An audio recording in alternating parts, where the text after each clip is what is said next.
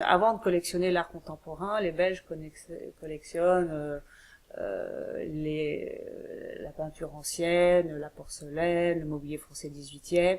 Et maintenant, en effet, il y a énormément de collectionneurs d'art contemporain. Ça fait partie, c'est culturel.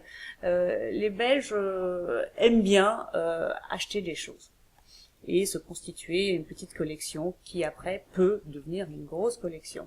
Les Belges ont toujours été très amateurs d'art et très collectionneurs, mais effectivement depuis plusieurs années, la place de Bruxelles devient incontournable grâce à de nombreuses galeries qui ouvrent, mais aussi grâce à des événements comme Art Brussels et même la Brafa et des grands rendez-vous de l'art international qui font venir des gens du monde entier.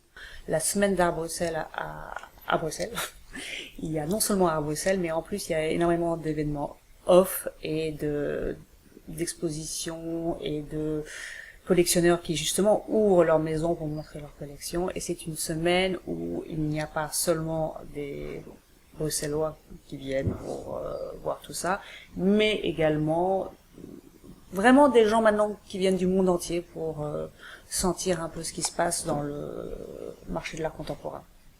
Paris c'est un peu morose en ce moment.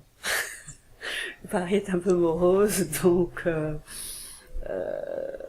beaucoup de galeries parisiennes ont décidé d'aller voir un peu ailleurs, et un des endroits qui est évident, c'est Bruxelles, parce que, encore une fois, c'est pas loin, il y a des collectionneurs, il y a du dynamisme, on peut avoir un grand espace, c'est plus facile que Paris où, effectivement, l'ambiance n'est pas la meilleure en ce moment.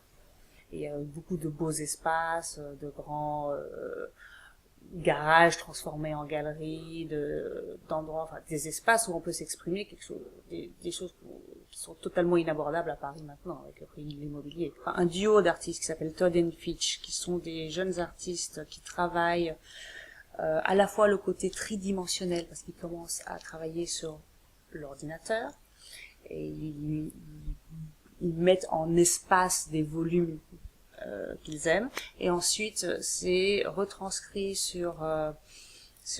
dans des boîtes avec des pastilles rétro-éclairées et qui donnent un côté tridimensionnel avec de la lumière.